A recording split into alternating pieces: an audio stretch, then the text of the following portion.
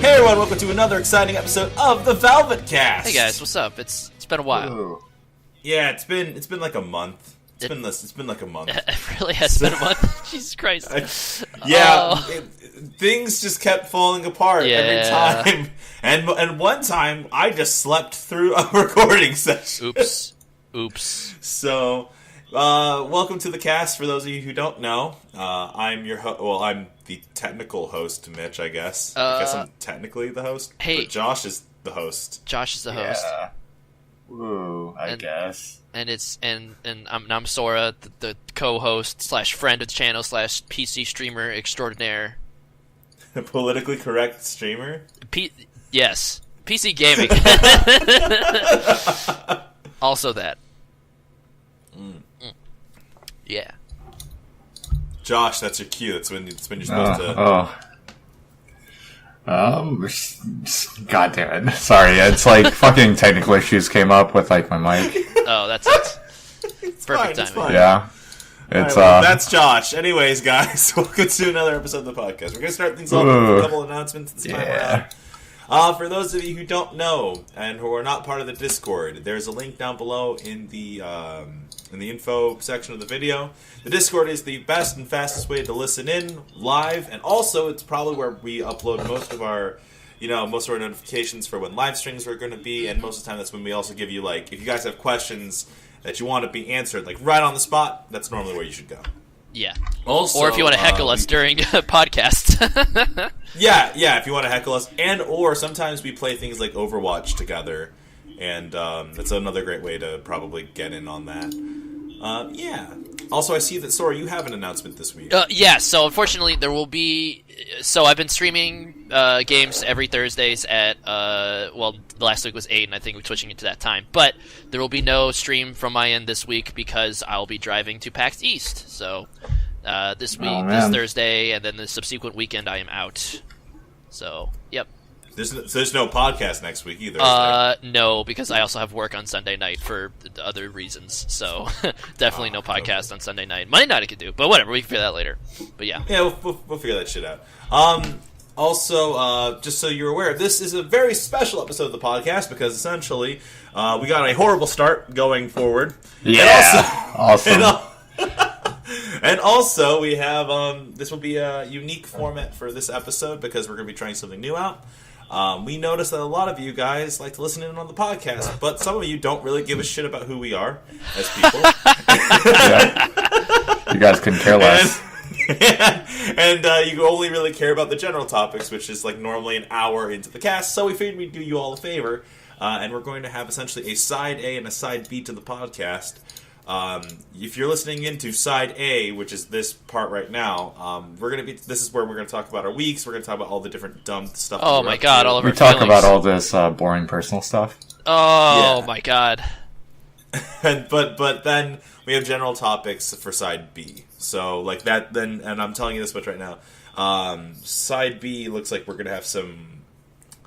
I'm excited about one of the topics in side B. I'm excited But- to hear your thoughts on that topic in side B. Yeah. You How know about what? that? Yeah. You know what? Yeah. Also, if side B works out as a thing, we may have it so that like the chat or the comment section can suggest things for us to talk about during side. That's a good call. All right. So yeah. All right. Who wants to start off this whole thing? I feel Okay. Sora like. Oh. Yes! Can I go? This is my hand being raised. Can I go? Please? Yeah. Me, Go me, me. ahead. Alright, Go cool. ahead. Alright, guys. What's up? There's been a lot of games coming out this week, these past few weeks, I feel like, and it's just been awesome. So you have... I can talk about 2 big games right now, and you guys can pick which one I talk about first. Either Horizon Zero Dawn or Legend of Zelda Breath of the Wild. Let's talk about Zelda. Okay. Alright, Yeah. sweet. Let's get the big one out of the way So, first. yeah, whoo, boy. Alright, so from the top, Zelda has been, is easily my favorite gaming series of all time. Ocarina of Time was what got me into video games, what, led me down my, my choice into getting into game design, and then subsequently becoming a programmer. I wouldn't be where I am today without that game series, and that's not hyperbole, whew. So, obviously, Breath of the Wild, I've been, anticipating for, let's say, 3 years now since they first showed off that trailer. Just like a lot of people, it's been a hugely anticipated game. but the thing is that I was so nervous about it because it's an open world game too, and I generally don't latch onto those as much, or at least like whenever there's a big, huge open world game and everyone loves it, I tend to only think it's okay, so that's why, the reviews came out and it was getting, Breath of the Wild was getting 10 out of 10, it has like a 98 on Metacritic or whatever, and so, I got my Switch, and my copy of Breath of the Wild on Friday. So I've just been spending all weekend playing that, and so I'm like, I'd say probably like 10 to 15 hours on the other side of that game, and my god, guys, like they fucking nailed it, dude. They fucking nailed it. Like, Jesus Christ, it's so good. It's gotten me to actually explore things at my own pace, like I feel like with a lot of games I've been stuck in a rut where, like I said, if it's a big open world game, I'll just mainline the story quests and just finish it as soon as possible. I kind of did that with The Witcher, my first playthrough. I just mainlined the story quest, and I liked it so much I came back and played the side stuff afterwards. But with Zelda, they do such a good job of immersing you in that world and getting you to kind of experiment, around with, just exploring different locales and just going off and finding your own adventure. It's so good at letting you find your own adventure. And that sounds like a really shitty, like, tagline on the back of a box, but it's true, really. Oh man, it's so many things that, like, I'm trying to organize my thoughts. I should have wrote down an outline or something. So basically, it's the hardest Zelda I think I've played. I've died like 50 times. It's kicking my ass. It's not Dark Souls hard, but it is punishing. If you don't go into a battle prepared, if you don't, have the right equipment, if you don't have, the right food to eat, so you like with stat buffs and stuff, you will get your ass handed to you, and the game that's on you. There's no hand holding in this game. They've definitely taken a lot of feedback from the previous Zeldas, where the tutorials are like super long. Like everyone says, Twilight or like Skyward Sword takes like 4 hours to get out of the tutorial, and even then, it's still hand holding you. No hand holding at all in Breath of the Wild. You just start and you can go wherever the fuck you want. You literally can go rush the main. You can go run to Hyrule Castle and kill Ganon, and I would estimate maybe 2 hours. You can finish the game in 2 hours if you really, really wanted to. If you were to do that, you'd probably, like, if you were to go try and kill Ganon right away, you'd probably get destroyed. But the game lets you do that. It's way different from any other 3D Zelda. The closest the closest I think it comes to in any of the game series, in any of the Zelda series, is probably Legend of Zelda 1, just because that's so open-ended and that game doesn't tell you anything about what you're supposed to be doing, and you just kind of got to figure it out for yourself. But the figuring it out is the best part, man, it's just... It's one of those games that I'm falling in... I'm loving it. I'm liking it the more I play of it, and I just want to go back and play some more to figure out more of its secrets, because I feel like I haven't even scratched the surface. I'm 15 fucking hours in, and I still feel like there's so much I don't know. It's good. That's awesome though. Like, man, it's contagious how excited you are about the game. I mean, like, I feel bad because obviously I'm still on the honeymoon phase with it. I don't know. I'm not like, I wish that I had like it. A 2 like come back to me in like 2 or 3 weeks and see how I've settled with the game. Like, I'll probably beaten it by then.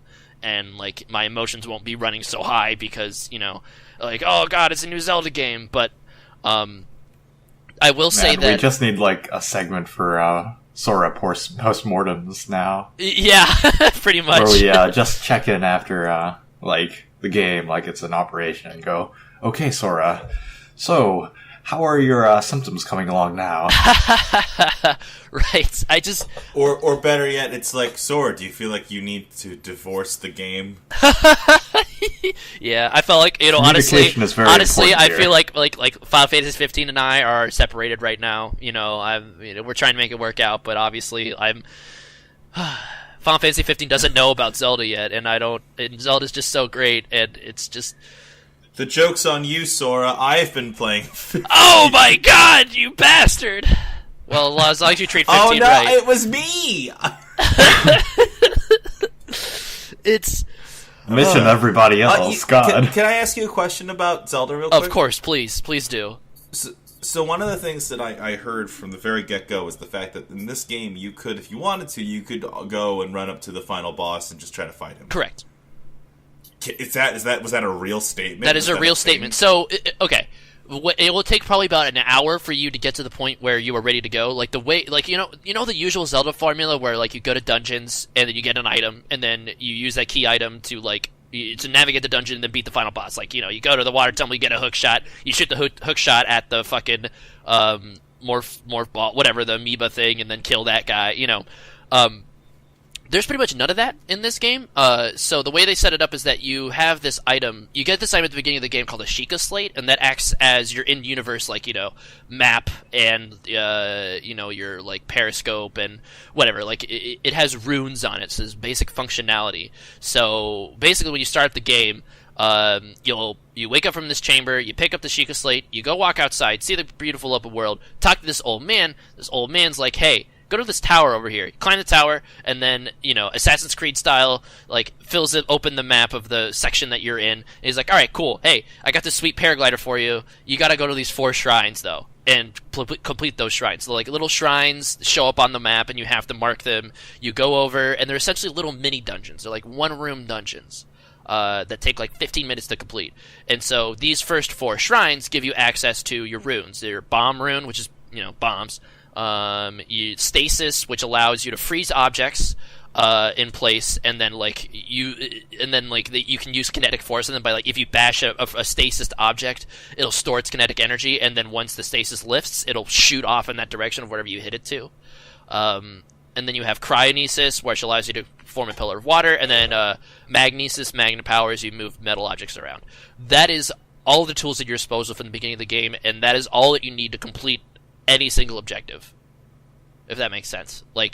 Wow. Yeah. Okay. It'll take you an hour, probably, maybe an hour and a half, to get all 4 of those, and then once that happens, the old man gives you the paraglider, and then you get some more story stuff, and then you are set off in the world, and that allows you to go wherever you want, including the final boss. Like, literally, you get a quest at the beginning of the game that says defeat Calamity Ganon, and that's your main quest. You get other main quests as you get another main objective you can go off of, but you still have that first objective from the beginning of the game. I don't know how feasible it is. I didn't do that. I didn't try because I knew. Because, I was going to get my shit pushed in the fucking starting area. So I was like, there's no way I'm going to fuck with Calamity Ganon right away. So I'm just going to go off. There has to be someone who's tried. Oh, though. Of course. I think that stream's already up on Twitch. I'm sure somebody already beat the game. It's just, I don't know. People are crazy. I could not do that, though. The speedrunning community for this game will probably be insane then. Yeah, exactly. I wonder. I'm curious if there's a way to cheat the system where, basically the way it locks you off and forces you to do those first 4 shrines is that without the paraglider, you'll fall to your death because you start on a plateau. So if you were to jump off that cliff, you would just fucking fall and die. But with the paraglider, you can slow your fall and you'll survive the landing. So I wonder if there's a way to cheese your way down off the cliff and make your way to the Calamity game without even having to do any of the shrines. That would be interesting. But that's not the way it's intended. I don't know. There's a lot. It's not a traditional Zelda game, so that's why I don't know if it's my favorite Zelda game. I will say that I'm immediately way more excited about this. This game has me way more excited than Skyward Sword ever did, where it's when I played Skyward Sword for the first time, I was confused, and I was kind of I was frustrated. I felt like I was letting the game down, where I was I'm not jiving with this control scheme. I don't like this linearity, but everyone else, that game, when that game came out, it was also getting 9 out of 10s, 10 out of 10s too, because everyone fucking loved it. It's fucking Zelda. And I was like, why do I not get it? I figure I must not get it. And then obviously now everyone shits on that game. I think a little too harshly. I think it's still a fine game, but I immediately with Breath of the Wild, I at least understand the hype. I think that these scores are close to well deserved. Oh man, like I said, it'll give me a few weeks out, and then I'll settle on it, but I am absolutely loving every second of this game so far, and it's kind of had me look at a video game in a childlike attitude, which I haven't had in a really, really long time. I just will go on. I'll turn on the game and like have a set objective and walk over to some place, but then literally like I'll find like 10 other things to do and like go down the rabbit hole like on the way there. I get distracted so easily with this game, and it's awesome. There's so many branches that I'm going into and stuff. It's I don't even know how far I am in the game now. I think so. I'll keep the spoilers very vague, obviously, because I think this game needs to be experienced. It needs to be the key part about this is discovery. But there are mainline dungeons in this game. There's only 4 of them, I'm pretty sure, at least from what I understanding, and I've done 2 of them. So I don't really know like how close I am to getting to the end. I don't feel like I'm that close. I still feel like I need more hearts. I need to find more shrines. I haven't even covered all the map yet. Like like 15 hours in, there's still like probably a third of the map I haven't even gone to. Shit, man, I don't know. What a game! What a game! Lots of emotions. It's just I can't believe it lived up to the hype. Like 3 years in the waiting, and they fucking nailed it. They fucking nailed it. It's good, dude. Yeah, it's not perfect though. Because in my mind, it's like, versus 13. Yeah, I'll take it for what it's worth. But I'm really glad that like it landed for you, man. Yeah, dude. It did absolutely. I think it is exactly what I personally needed in the Zelda franchise. I don't think it's going to be a game for everybody. I'm interested to see because I feel like there's going to be some dissenting opinions on this one. I can see why Zelda fans wouldn't like it because it's pretty fucking different from a normal Zelda game. Like if you, and this is coming from a guy, like, I think my favorite Zelda game right now is Twilight Princess. That's like, if I were to take one Zelda game with me to a deserted island, and not include Breath of the Wild, I guess, it would be Twilight Princess. That's my favorite, game to play through now. And that's kind of like the core example of a Zelda game following the formula to a T, just refined. Whereas Breath of the Wild, in a lot of ways, feels the exact opposite of that, where it's just doing everything differently, almost everything. But it still has that core. Like I don't know, I still feel and know that I'm playing a Zelda game, and it's not just because the main character I'm playing is called Link. There's more to it than that. I don't know, whatever. I'm gushing at this point. Yeah. Oof. If you have a Wii U, or if you bought a Switch and somehow didn't buy Zelda, get Zelda. Oh man, I think that's probably going to be the main problem that this game's going to have. Which is what? That's on 2 systems? Wii U and Switch adoption right now is pretty low.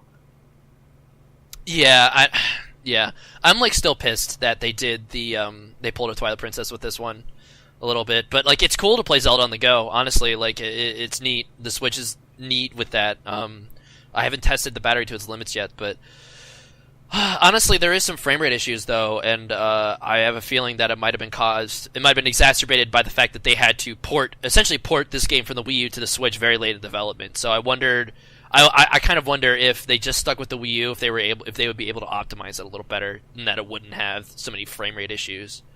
Hopefully it can get patched or something. But that's like the Achilles heel of this game right now, is that as soon as it gets a little intense on screen, it starts chugging to 20 to even 15 frames at a time, which is really disappointing. Oh, wow. But yeah, it's a bummer. But I would say 95% of the time it's a smooth, quote unquote smooth 30 frames a second. But couldn't really expect much more out of what is essentially a souped up iPad. So yeah, Zelda.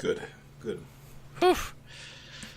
I feel that's my only real I was never a real Zelda fan, so it's this is nice for you, Sora. It is. No. And then this is. We'll let you have this one. I will say, if you're not sold in the Zelda series, take a look into this one. Maybe watch a few gameplay videos and see if you'd find it interesting, because it's definitely the biggest departure from the series in quite some time. So, worth giving a shot, even if the Zelda games aren't for you necessarily. Anyways, yeah, Breath of the Wild, so fucking good.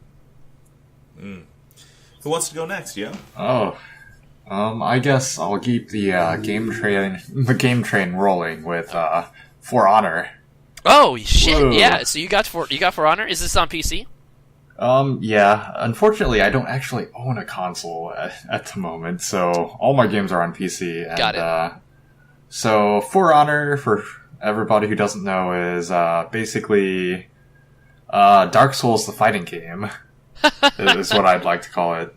It's got a few modes. The one that everybody like goes over is Dominion, which is like a semi-MOBA-esque like mode where like you have 4 players and on each side, and they try to capture control points, and like they move and like kill enemy creeps to like gain points and whatever. And that's probably the least interesting mode, honestly.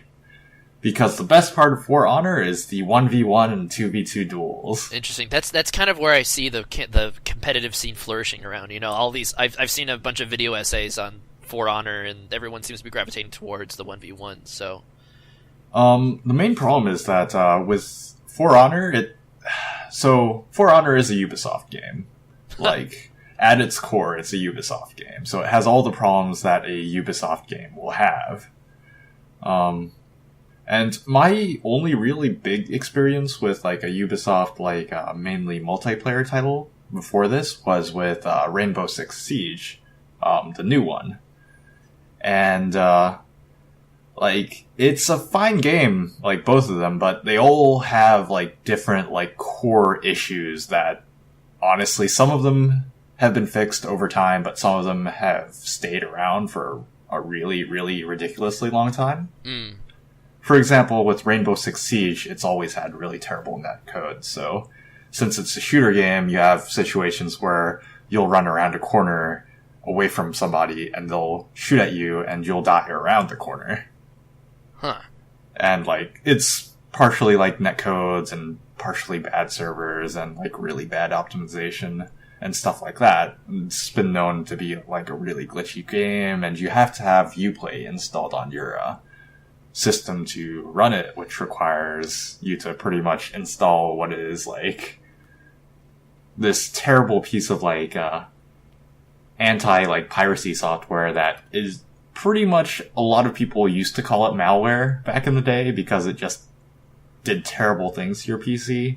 It's gotten a little bit better over time, but it's really buggy, and it'll sometimes like kick you out of sessions with friends for like no apparent reason. Jesus. So it's like stuff like that that's probably always going to perennially like make it very difficult for games like Rainbow Six or For Honor like to like make the jump to become actually competitive games.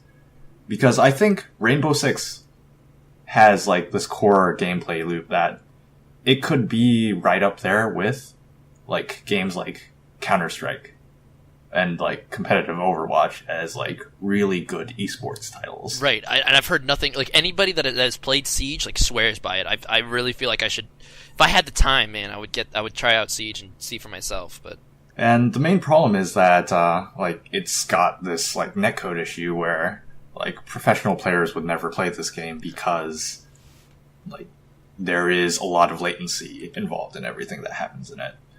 With For Honor, its main problem right now, for me at least, is that it doesn't come with the ability to rebind your buttons for your controller. Whereas it does have the ability to rebind keyboard buttons, strangely enough. And I find this really perplexing. yeah, that's bizarre. That's frustrating. And I've rooted around and looked for stuff, and there are posts about how you can change like gamepad profiles, but since I use like a wired Xbox controller, there is no like corresponding profile to what I use, and like no matter what workarounds that I do, and like disabling X input and all this stuff, I can't seem to get it to work where that I can get my preferred control scheme to like go through. That said, For Honor it's pretty much like lifting the Dark Souls like PvP element and then like putting on like a few more systems on top of it. With like a directional block and then slightly more fighting game-esque approach to the fighting, I guess, where it's much more, it's not just sword and board or, you just parry. It's, you put in a directional input with all that. And it is very much it's one of those games where it feels like like the slowest fighting game that you've ever played. Where JoJo's Bizarre Adventure All-Star Battle. where every single input that you make means something. And since this game allows you to like queue up inputs one after another sometimes, it can result in you know, if you accidentally press like an attack button twice, you still have to go through both of those animations before you can do anything else, usually. And it means that you have to really seriously commit to anything that you do. And I think I spent like 12 or 14 hours my first day playing it because like I had a day off, and like I just spent the entire time practicing against a buddy. And it's something where he's a lot better at the game than I am, but at the same time, it's something where just the learning curve of that is actually really enjoyable, and just doing the 1v1s, I think, really is cool. Where the meat of the game is. Huh. That's awesome. Like, the fact that you're, like, going in and, like, and literally, like, I just imagine, like, a training montage of sorts, like, you, like, going up against your buddy that's better than you and just learning the ins and outs of mechanics. That's really cool. Granted, I can't beat him really all that regularly. I think he has like a 90% win rate in like 2v2 and 1v1, so... Wow, okay. And like a 5-0 kill death ratio, which is like, I don't think he dies very often at all. So like the system doesn't seem to like register like his proper ratio. But it's really fun to like sort of chip away at getting better at it. But yeah, like, honestly, I have not, played a whole bunch. Oh, and, Water Tiger, he plays, Warden, and I mainly play, Peacekeeper. Which, Warden is your basic, like, knight class, and my class is, what you would call, like, your classical assassin. Okay.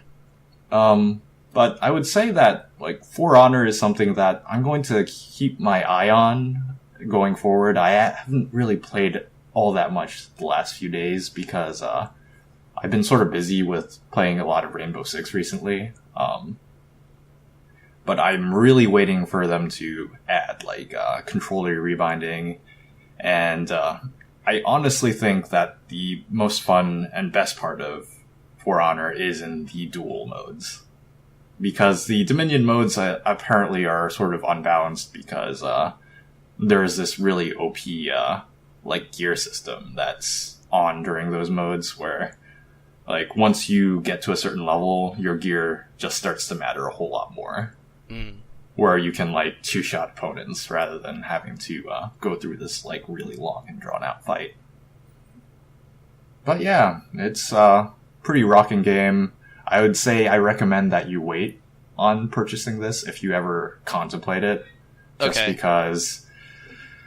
like, knowing Ubisoft, there will be, like, this long trail of, like, small improvements and patches that come in for this game. Do you think they'll ever be able to move to a dedicated server system? That's, like, the big one that's kept me from it. You know, just the whole peer-to-peer system, and now I'm hearing all these connection issues and stuff. Like, it just sounds like balls. You know what I mean on that front? Well, it's something that I actually do not know whether or not they actually plan on doing something like that, but... from my experience, the connection seems pretty stable overall. It's just when people like get mad and disconnect that you have problems with having to find a new host for the game. Like, I've got a friend who plays from the Philippines who typically has pretty bad connection to like anything that my group of friends tries to do, and he's not been doing like too badly as far as latency goes, which is surprising to me because even other games with dedicated servers, he's had issues with lag and latency and just getting disconnected from games. So I am not sure what kind of witchery they did with this like peer-to-peer stuff, but it seems like it's not insurmountable, I guess. Okay. Certainly it would be preferable to have like good servers and all that, but I don't see that happening in the near-term future. Okay. That's heartening to hear, at least. Yeah, it's definitely a game that I'll have to keep an eye on, just because it is a really. I'm glad that Ubisoft is taking some chances on some really different games, because there really doesn't really seem to be anything like For Honor on the market right now. So yeah, at least it's not like another Assassin's Creed, right? Right. Speaking of side tangent, didn't some screenshots get leaked of the new Egypt Assassin's Creed? Honestly, as much as that people shit on those game series, I would still consider myself a fan. So I'm pumped to see what they've really had to go back to the drawing board with this one. So I'm interested to see if they were able to revitalize it over 2 years. Oh man, yeah, I'm really glad they took a break. One of my biggest nitpicks is that For Honor also suffers from this sort of it feels a little bit humorless when you look at it. Oh, okay. So yeah, it's got that sort of really gritty-ish looking art style to it that personally on an aesthetic level I don't like. There's no real romance to it. There's no humor in it, and it's a little bit ugly to me. Gotcha. But aside from that, it's a fine. The systems are fine, I guess, is what I would like to say. And it's something where if you're a fan of the type of systems that it presents to you, it's definitely a game for you. You don't go for it mainly for the story or the Dominion modes or something like that. Mm. It's like finding for me, it's like finding a fighting game that I sort of enjoy playing, rather than feeling like I'm just going into it and getting completely shit on by everybody. Interesting. Oh, you mean like a couple Saturdays ago? No, I couldn't possibly be talking about that. Oh my god. But Strider pointed out the fact that you were talking shit, and I didn't even realize it. Fuck, dude. If anything, you deserve to get your ass blown out on stream. Oh, I mean, of course. Now I know. Aha! Yeah. Snuck it under the radar, did I? No, but the funny thing about you mentioning all this stuff about For Honor is that's how people have been trying to sell me on it, is that they're trying to convince me that it's a fighting game. I've noticed a lot of different it has an interesting aesthetic. Sorta. Not really my cup of tea, but it's definitely something I have to look for because we run a Let's Play channel, and it's probably something I will end up buying. So, yeah. I would say definitely wait on it. Yeah. There's other things we have to do, obviously, because Nier Automata comes out on Tuesday. Jesus, which is fuck! Totally going Nier to be a better Automata, I game. completely forgot about that game. Fuck! Oh my god. I guess you have to finish up. I cannot express enough how much of a challenge it's been, figuring out, okay, we have so many days during the week, so when am I gonna get my Nier Automata time? Yeah, right. You're gonna have to tell me how that game is, man, because... Oh, fuck. I mean, unless you're going to finish Zelda in a couple of weeks. Well, even when I finish Zelda, I gotta finish Horizon, which I'll talk about in a little bit. And then after that, Mass Effect Andromeda is gonna come out, and then after that, Persona 5 is gonna come out a week fucking later, dude. I can't do this. There's so many good games. I feel like we have the biggest first world problem. Oh right no, now. I love it. It's it's the best. Honestly, 2017 is just fucking coming out guns blazing in terms of awesome games. Already it's been one of my favorite years of gaming. Easy. It also released one of my favorite mobile games so far, which was the Fire Emblem game on. Dude, you're fucking playing that right now? Right now, as we speak, yes. Oh wow! Did you get any 5 stars? No, I'm not playing it right now. Okay. I'm just no, I haven't. Here come the friend request. Yeah. The thing with that specific thing, not to totally take my week, but I really miss Fire Emblem. I miss a good RPG. The big thing, okay, it's one of the things I did over the course of this week, just to give you some context, was I spent a bit of it going through games that we're doing streams for, and I'm oh yeah, I'll just grind a bit, to get us through this part and what have you. And I did as much as I could for that, and now I'm just oh well, fuck. So yeah. Anyways, that's been super fun. I've been enjoying it because I remember grinding the fuck out of Fates. So, Awakening. I played Awakening. Yeah, but it's like you got Fates, huh? Okay. No. All right. So, Josh, is that all you have to say for Honor? Come to think of it. Yeah, for the most part, definitely. All right. Well, prepare to hear about the garbage stuff I did during. Aha! Yes. Oh no. So I bought a new game for the channel, and then I totally played it and realized this is not a game for the channel. I bought Fate Extelia. For those of you who don't know, I'm kind of a casual fan of the Fate series. I was not a huge fan of Fate Stay Night, but I am a big fan of Fate Zero. And if my voice sounds a little fucked right now, it's because it's been a long week. So Fate Extelia is essentially a Musou game with the characters from the Fate Extra series, like the PSP Fate games. And I will tell you this much right now: great aesthetic, great look, almost garbage Musou game. Oh, really? That's a bummer. I hate, because that's a thing, right? So like when there's always a risk when you translate these Musou games. It's most of the time it's based on the publisher. This time, like, it's not Bandai Namco who's doing it this time. Bandai Namco, the company that essentially is Musou. Right, it's knockoff Musou. So like this is like secondhand Musou. I worked so hard to unlock Gilgamesh as a character, and the minute I did, I never switched from another character. He's so fucking cool. And I guess the best way of putting it is like this. So when I play a game, especially a game that's based off of a property, I take a look at the character and I say, hey, this doesn't look right, or this doesn't feel right. And that's the biggest problem with Fate Extelia. The characters that should be a little heavier, I feel, are too quick, and the characters that are too heavy shouldn't be heavy. Like, when you're programming a Musou game, I feel a big part of it is how the player feels. When you're playing a Musou game, there's always sound effects going off. It's like, oh yeah, you beat 1,000 enemies. Holy shit, congratulations. Like that kind of shit. And the one thing I will say is Hyrule Warriors really nailed it, with all the sound effects and everything, how it makes you feel when you play that game. Right. With Fate Extelia, it's not nearly at that level. A lot of you can tell right away that, like, based on how much DLC stuff that you can buy for this game, it clearly has its microtransactions. This is weeb garbage. This is a weeb garbage game.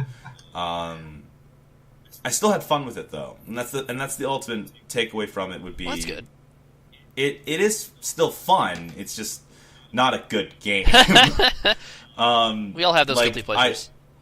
Yeah, because I was like, oh yeah, I want to play this for the channel, and then I played it, and it's like, oh, it still has a story. Oh, it's really fan servicey. Oh. And then yeah, so. And unfortunately, another thing with it is I feel like there's a certain barrier, unfortunately, with this one, because it is based off of the PSP games in terms of that storyline. So unless you beat those games, there's not really much there for you, Interesting. Okay. It's not like P4 Arena where you can kind of just pop in and they kind of explain bits and pieces here and there. They try their best, and I will say this much: it's a valiant effort, but there's not enough here to really make it a solid game. So I'm really glad that you two played super quality games. What are you talking about? My answer for this week was I played Fate Extelia. I'm probably going to sell Fate Extelia. Oh, that's a bummer. And use it for credits to buy something that I can play on the channel. Okay. Because that's the thing. I'm still happy I played it. I even bought a DLC costume for it, but like it's not there. And like maybe if I was playing it on the Vita and because when you're playing handheld games, or at least for me, I always feel like there's wow, I can play this anywhere, anytime, and lose myself in it for hours. I bought the PS4 version though. And it's not there. It was not worth $44. It's worth like $30. It's worth $30. Okay.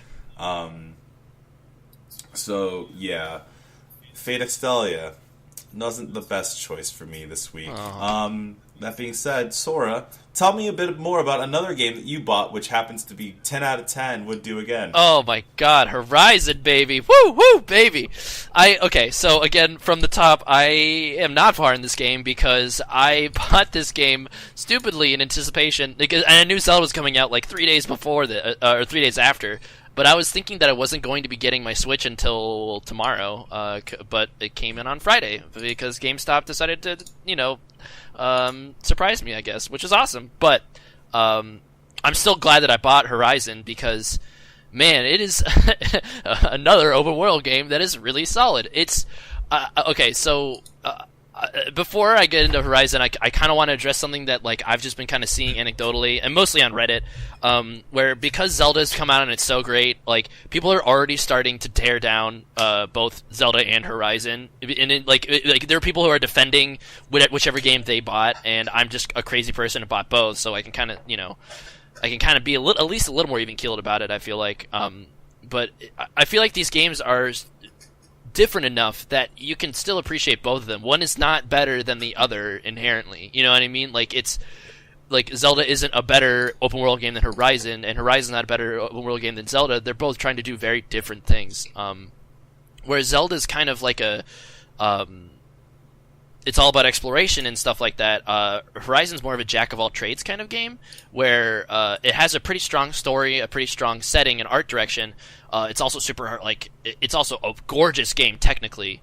Zelda's a gorgeous game artistically, but not so much in the technical department, just because the Switch is relatively underpowered compared to the PS4. But goddamn, there are parts in Horizon where I forget that I'm playing a video game, just because of it just all of it just looks like real life almost. Like there are moments I should say, fleeting moments, like not when you zoom up close to the faces and get into conversations, but like when you're galloping on your robot horse through the and seeing the vistas and seeing all these fucking robot dinosaurs running around in packs, like it's very immersive. The story is surprisingly deep. I guess I should probably explain what this game is in case people haven't heard of it. So the basic setting of Horizon is that it's a post-apocalyptic world. So it's it takes place thousands of years after our civilizations died, and in our all of our cities are in ruins, and now there are robot dinosaurs literally roaming the land, acting exactly like wildlife would. It's kind of bizarre actually. And then now humanity as exists in its current state in Horizon, they're all kind of tribal, and it's at the same time like a past and future at the same time. It's really cool. And I didn't expect to be so taken in by the world right away, because they do a really good job of kind of setting up the lore and immediately getting you invested in trying to figure out the mystery of what happened to quote-unquote the old ones and stuff like that, and also getting invested in the politics of the current tribes and stuff. Like you play as your main character, Aloy. She's an outcast from her tribe of birth, basically, and you kind of have to figure out why she's an outcast. She doesn't really know. She's always lived outside of this tribe, wanting to come in, but she's been shunned. She can't interact with anybody. It's forbidden by her tribe. And so as you kind of learn more about her tribe, the Nora tribe, you learn more about their culture, why they've been doing the things they've been doing, how they've interpreted how their kind of own belief system has spread out of these old machines that they have barely any interactions with. And then you find out more about other tribes that have their own completely different culture and aesthetics and traditions and stuff like that. It's really fascinating actually. It's more. I guess I'm more invested in it than I thought I would be. I feel really bad because I'm a few days out from playing it now, just because I've been spending all of my time, pretty much all my waking moments, with Zelda since it came out. But I want to finish Zelda so I can get back to Horizon, because goddamn, Horizon is gameplay wise, it's fantastic. It's lots of crafting. Literally, you're crafting you're crafting bombs, you're crafting arrows, you're crafting different types of arrows, you're crafting potions, you're crafting satchels to hold more stuff. It's an amalgamation of all sorts of different games. You know, it has the towers from all the Ubisoft games, except these towers are called are living. They're robot dinosaurs. They're tall. They're like they look like brontosauruses with like the Starship Enterprise for a head, like a giant fucking disc. You have to climb on top of and stab it with your data spear to hack, and then it'll reveal part of the map and stuff. So you're crafting, and then like the gameplay, it feels like it's like a third-person shooter almost, but with bows, and it's the dialogue has a dialogue system similar to Mass Effect, also choices and stuff. I don't know, it feels like it's taking a lot of parts from different games, but polishing it to a T and staking the landing. You know what I mean? Like it's not it's not a super unique game from a gameplay department, but it does what it's trying to do, like pretty well. Very, very, very polished. Yeah, I don't know. I'm super excited about it. Super well acted too. Ashley Birch voices the main character Aloy. She's great. I don't know. I'm kind of just rambling about nothing but good things to say about it. Again, it hasn't quite held my interest the same way Zelda did. It wasn't like as soon as Zelda came out, I feel bad. I kind of forgot about Horizon a little bit, but I really want to get back to it because it's it's really fascinating. I'm only at the tip of the iceberg with that one. I'm about maybe 5 to 6 hours in, and still learning the systems. Yeah, it's good. It's real good. Highly recommend it, at least so far. Sorry, I just rambled on for another 10 minutes about it. No, dude, you're fine. It's not that. I feel it's there's so. You said the phrase, you know, there's so many good games, and all I can think to myself is, oh my god, you're fucking right, though. Yeah, dude. Like, it's almost like it's too good to be true. Right. Oh, I just watched 2018, The World Will End. I had to look at, like, the game itself because I didn't know exactly what you were talking about. Oh, really? Okay, yeah. There. So just look at some screenshots and like, it's just fucking gorgeous, dude. Like, oh, man. I don't know. And it's super fun. It feels like a Monster Hunter game sometimes. I haven't even talked about the combat that much. So, like, all of these giant robot dinosaurs, they have weak points and stuff. You can scan them, and they'll have little weak spots, and then, like, oh, like, you know, they're weak to blunt force arrows, or they're weak to electricity. So, like, you can lay down traps, you can, like, throw fucking bombs around, and you can target specific areas to break off pieces of the monster to try to get loot, you know? It's not nearly as, like, you know, Cyborg Monster Hunter. Yeah, it's not nearly as difficult as Monster Hunter. I would say it's not as punishing, but I'm still feeling like that kind of like high when I beat a fucking huge monster and loot the shit out of it for parts to craft for better armor or better bows. Oh man, it's an awesome gameplay loop slapped onto like a huge seamless open world, right? Instead of like a mission based monster quest, you know? Yeah. Oh, It's cool. It's cool. I really want to play more of it. Oh man, I feel kind of bad. I feel like I might have to start it over again depending on how much time I spend with Zelda, because this game also deserves its own. Like you don't want to rush this game, and you don't want to rush Zelda either. So. Yeah, I don't know. I just have no idea how I'm going to finish both of these huge-ass fucking games in time for... Well, I'm already giving up on Nier. I'm just going to play that at a later time. You tell me how Nier is. But Mass Effect is going to come out in 3 weeks now. And, you know, I'm almost kind of hoping that game kind of sucks so I don't have to play it. So I can... I'm assuming it is. What, that's going to suck? Really? Andromeda? Yeah. I just haven't, like, let me put it this way. Normally when a game, like, when you can tell a company has their shit together is when, like, oh, look at all this cool stuff about this game. It's clearly going to come out. But, like, I haven't heard jack shit about Andromeda. So, actually, I would the past few, and I was with you if you asked me that, like, 2 weeks ago, but then all of a sudden they randomly, like, they announced the release date, and then boom, boom, boom, new trailer, like, once a week, pretty much, you know? Like, just a few days ago, they had a trailer for the exploration part where they were pretty much just explaining, like, literally, like, a developer model, like talking over gameplay and explaining their systems. With the exploration, when they were explaining like how you'll like fly to different planets and stuff like that, and you know, it was all pretty, you know, pretty much what I expected. But the one thing that immediately made me go like, oh wow, I need to play this was when you fly to a system, it will show like they added your ship has like a sky deck that you can look out into, and so you will see whatever planet you're flying over, whatever system you're flying over, and that was like, oh man, I need to play this game. I need to try it out because I am a huge Mass Effect fanboy. Like after being burned from Mass Effect 3, I really want to love Mass Effect again. So that is most likely a day one purchase for me as well. I just have to try it and see how it is. But it's just too many games, man. Too many games. And there's no way I'm going to be able to finish it before Persona 5. And once Persona 5 comes, I'm dropping everything for Persona 5. It's been too long. Oh. God, Persona 5, though. Yeah, dude. Fuck. Yeah. It's gonna be that's the day that dreams will be made. Dude, my dreams have already been made. I honestly, like, I feel bad. I'm talking on a Velvet... on a podcast and a channel called the Velvet Room Gaming, but Zelda has always been my true love, so I'm already in euphoria right now with the, like my one true love. What an game unfaithful series. caster! I know. Could we call this the Hyrule Podcast, guys? Are you cool with me changing the name to that? That'd be cool. You could make your stream. Dude, there's so many times that we make the joke where it's like, so we're streaming right now. I could just change the name of his fucking stream to Straight White Gaming, and I don't think he'd notice. I would notice. I have the stream open on my right hand monitor, and I'd be like, what the fuck?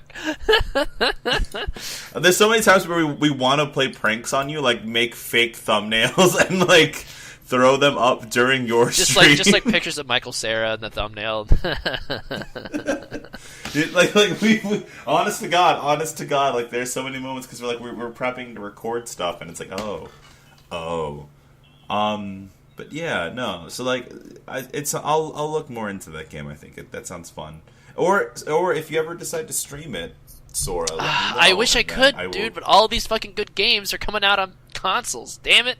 Well, couldn't you just use the PS4's share function? I could, but it would it would have to be. Well, I guess I would have to put your account on my PS4 basically, and then if I would stream it through Velvet Room. Okay. Right, that's where it gets hairy. So, yeah, but whatever. Right. Oh man, it's a good game. Right. It's a good game.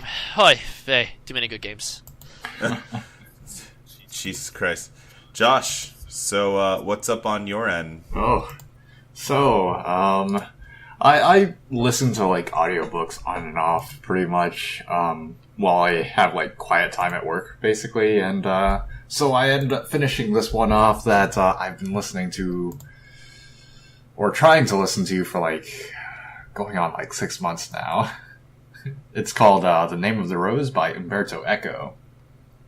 If that name sounds sort of familiar, it's because this guy wrote like this one essay called something like analysis of like Eurofascism or something, or Urfascism, which has been circulating since like the recent like presidential election for some reason. But pretty much, The Name of the Rose is a book about this pair of monks visiting a monastery. One is a tall British monk who sort of studied under like Sir Francis Bacon, who used to be like a former inquisitor who's there to basically investigate a series of murders that is happening at the abbey, basically. And surrounding, like, the abbey is, like, a scriptorium, which is, like, where they sort of copy and illuminate, like, old manuscripts so that they can, like, store them away in their huge library.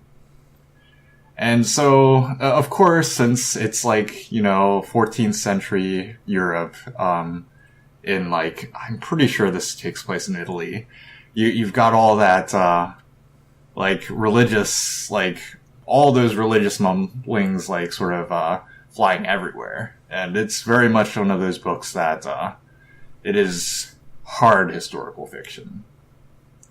But what... Sounds hard historical fiction. I'm about to fall asleep on this end. Hey, man. Fuck. And I was a history major, Josh. I keep forgetting that, too. I don't know, it sounds fascinating to me. No, it does. It just there's that part of my mind that's like, was this really something you should have been talking about on the podcast? Like, but one thing that this book did sort of make me think of was that like a lot of fiction is really lazy about its world building. Honestly, no. See that's I'm glad you turned it around, Josh. Because that's a great topic of lazy world building. Because it's like there's a lot of really fascinating strife happening within the Abbey about like deep philosophical like religious questions, and it's like fucking every single fantasy series I see, it's like religion is pretty much like it doesn't matter. All you have of religion in them is like crazy crusaders that want to kill people. That's the only place where it really intersects with the plot at all. And even, like, you know, one of the most even-keeled and, like, one of the manga that's known for having really good storytelling, Berserk, still has fairly simple, like, you know, representation of, like, religious figures in it. Which, granted, that's not the focus of Berserk, but at the same time, it's, like, it's something where, way back when, especially in, like, fantasy settings set pre-industrial times, like, that kind of stuff matters, like, and arguments about that mattered to people. And it makes me a little bit, I guess, sad to see that, you know, not much has been done with, just playing around with, like, the core tenets of, what holds up a world in a lot of fantasy. At least in, like, you know, manga and anime. Like, we get a lot of sort of cookie-cutter worlds, even with, like, the stuff that's, pretty original, like, Tanya, like, Saga of Tanya the Evil. It's like, you know, granted, it takes place in a sort of steampunk-ish, sort of highly, modernized version of, like, World War I, World War II interwar period. In, like, a fantasy world where people can use magic to, like, shoot down airplanes and stuff. But at the same time, it feels like some of the developments in that series are mainly there to, like, it feels sometimes like it's doing the Gate thing where it doesn't really exist to observe, like, what the effect of changing these, you know, turning these knobs and then changing these variables would be on a world, and more about, like, you know, the power fantasy aspect of dropping, like, this supremely overpowered character into a world like that. And I guess I'm a little bit bored by stuff like that now. It's like, I want to ask for more, I guess, texture, something to, like, I want my series to be less like, you know, eating bacon or eating, like, you know, a sort of sumptuous steak, and more like eating jerky, something I can chew on for a long time. And, gotcha. like, sort of mull over. Rather than and just be... I guess, yeah. Rather than just be, like, you know, eating, like, cotton candy and Gotcha. stuff. A fleeting moment. But, and it's something where I guess I might just have to look a little bit outside the medium and then come back. Or, you know, we can, like, ask Mitchell for his recommendations on how to avoid these problems. Oh my god. Yes. Oh no.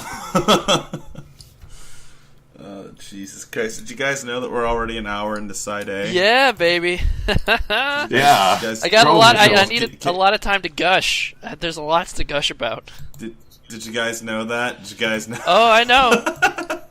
Like I had to think about it. I'm like, you know, I'm really glad we're doing the Side A, Side B thing, because holy shit, I never realized how long we go on our weeks. Yeah, dude. Oh my god. Alright. So, Josh, anything else you want to talk about with that subject? No, I was turning it over to you. Yeah, no, dude, you missed his smooth transition, dude. It was sublime, and then the smooth transition of Doctor Doom. Yeah, I'm gonna rant poetic about Doctor Doom, and then we're gonna go to Side B. Do it. Okay. So here's the thing, guys. Right. Over the last 3 weeks, I've been reading a lot of comics as per usual, and don't get me wrong, there's tons of really great ones out there. I really love the run of Miss Marvel they're doing right now. Kamala Khan is super cool.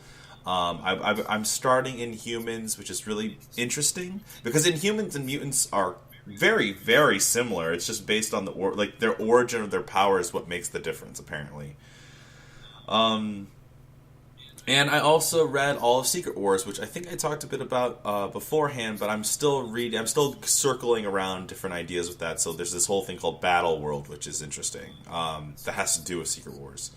But I wanted to talk a little bit to you guys because it's something I keep noticing is that, like, as I keep reading more comics, I can't help but, like, find myself attached to, like, a specific character in the mythos.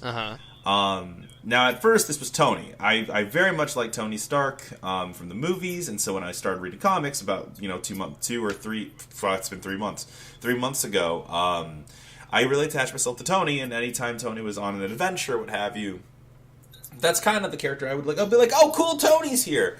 And then I kind of felt the same way towards Doctor Strange until I realized that, wow, a lot of people interpret this character very differently. But there's one character that I kind of really attached myself to lately in the last 3 weeks of reading comics, and that's Doctor Doom. Now, the reason I even have him up on here as a topic is because he's one of those characters that, like, this is the perfect example of how, I believe it's Sony who owns the rights to Fantastic Four, right? It's actually Fox. Fox? Yes. Okay, Fox keeps fucking this up. Yeah. Fox is horribly fucking this up. Because, and I'm sure there's tons of videos out there that can tell you exactly, oh, Doctor Doom is cool because of this, this, and this. And it's like, yes, his origin's super cool. Sure, whatever. But, honest to God, this is problematic. Like, how do I word this? So, Doctor Doom is this big dick lord, right? He's a dictator of Latveria. He's a master of technology and sorcery. He literally sounds like an OC Josh and I could have made. Hey man, I would have had some restraint. No. I'm very much like one of those street level superhero kind of people. You like Luke Cage and like Iron Fist and Daredevil. The thing with Doctor Doom, though, and the reason why I think that, like, this is a weird situation to be in is because not only does this character, in my opinion, he's one of the most interesting characters in Marvel, because he's a villain who is technically right, and it's weird. I love these type of characters where it's the same thing with JoJo, where there's a certain character that comes around in JoJo where it's like, this is my reason for fighting, and then you have to sit down and you're like, huh, that makes sense. Like, I always enjoyed those types of villains, because if you just change the perspective ever so slightly, they're the heroes. Doctor Doom, honest to God, believes that he is doing the right thing, that he's going to, if he has more power and can rule humanity, he can save humanity from itself. And it's like, that's oddly beautiful and it's like, and everyone, I guess it's like, oh, you're just crazy, Doctor Doom. But then they actually go to, like, people who have authority and can see the future on this kind of shit, and it's like, well, he might have a point. And it's been bothering me a lot lately because Doctor Doom is this character who I've really grown attached to just because he's either this really goofy, over-the-top, dramatic villain, or he's like the coolest badass, can kill Thanos in one shot guy. Like, and the movies just do this horrible rendition of him. Like, he's the owner of a company who gets a scar on his face and rips his skin off and becomes a weird techno monster. So they treat him like Lex Luthor. It's weird because it's so weird because what he actually is way cooler than anything the movies can portray. Now, I found out later, apparently they're using, especially the new movie, and I didn't even bother watching the new Fantastic Four, but apparently, like, the idea is that they were kind of going off of what was going on in the Ultimate Fantastic Four storylines and stuff like that, which includes Dick Richards, a character that we're slowly but surely getting to know. But the point is that it's this weird appreciation for a character that, like, I'm slowly but surely like, oh, damn, they really fucked you, Dr. Doom. Fuck. They really fucked him over. And like and the funny thing is I would love, because there's like spoilers, I guess, for Dr. Doom stuff. Shit. But he's the new Iron Man. What? Dr. Doom is infamous Iron Man. Oh. He wears a unpainted Iron Man armor, and he wields magic and technology, and wears a cape, and is trying to be a good guy now. And it's like, holy shit! Like, he's just a cool character. And like, I always say this like I always say this before talking about comics, but like, honest to God. Marvel Unlimited is a super great service, and it has all these different stories. And I even read the Old Man Logan story, which we'll be talking about on Side B. But like, holy shit! Like, Doctor Doom is just such a interesting character, and it has not. And you can even go, and like, I could be like, oh yeah, no, he's just super cool. Look at how he uses magic and technology. But at the same time, it's like, he's so stupid and cool. He went on a trip to the mountains to find Tibetan monks, and then he took over their monk temple, and then fucking made a satellite television system so he could watch TV from all these different screens. It's dumb. He's an asshole. It's bad. I'm sorry. I know everyone had some of the rants about this week. I guess that was mine. I want to keep it short because we need to start moving towards Side B. Okay. Because we have quite a bit here to cover on Side B. Okay. So, Josh, how do you want to transition into Side B? Oh man, could that be it? Yeah, that's it. All right.